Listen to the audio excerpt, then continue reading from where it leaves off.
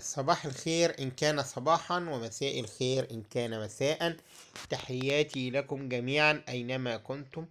معنا 50 قرش الجمهورية العربية المتحدة 1970 1390 هجرية، تحمل صورة الزعيم الراحل خالد الذكر جمال عبد الناصر.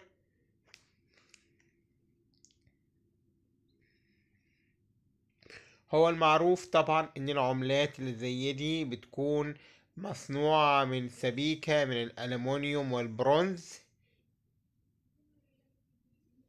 لكن العملة اللي معانا ديت مختلفة تماما، فهي مصنوعة من الرصاص. ليه بقى مصنوعة من الرصاص؟ لأنها عملة مزيفة وليست حقيقية، تزييف قديم في المسابك اللي بتعمل فيها المسابك وعندهم الصب. الولايات المتحدة 50 قرش دي عملة مزيفة مصنوعة من مادة الرصاص، عملة مزيفة ليست أصلية.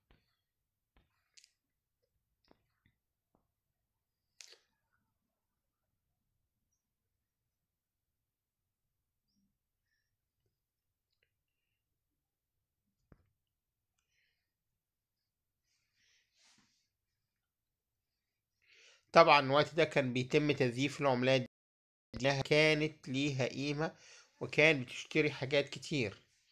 ف50 قرش دي كان لما تتزيف كانت بتبقى ليها قيمة سوقية وقدرة شرائية كبيرة.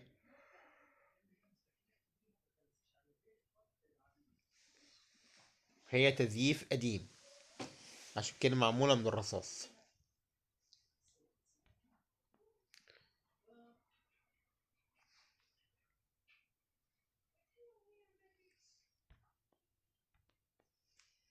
وهي ليها سعر على فكرة العملة المزيفة ديت ليها سعر أعلى من 50 قرش الأصلية، عشان تبقوا عارفين يعني.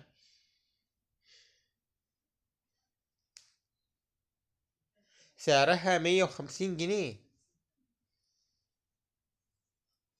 يعني ما تعتقدش إنها مزيفة وهي تزييف قديم، هي اتزيفت في نفس السنة يعني، على فكرة مش تزييف في الألفينات ولا بتاع، لا لا، في نفسها تزييف قديم.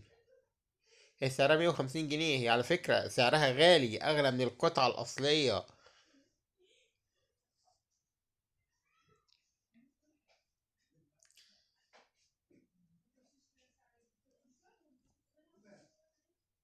دي مفاجأة طبعا ان هي سعرها اغلى من القطعة الاصلية، مش كده؟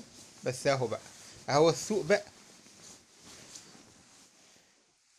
اتمنى ان حضراتكم تشتركوا في القناة وتفعلوا زر الجرس حتى يصلكم كل جديد، وتكتبوا لنا تعليق ايه رأيكم في انها كونها مزيفة. شكرا ليكم والى اللقاء في حلقة قادمة بإذن الله.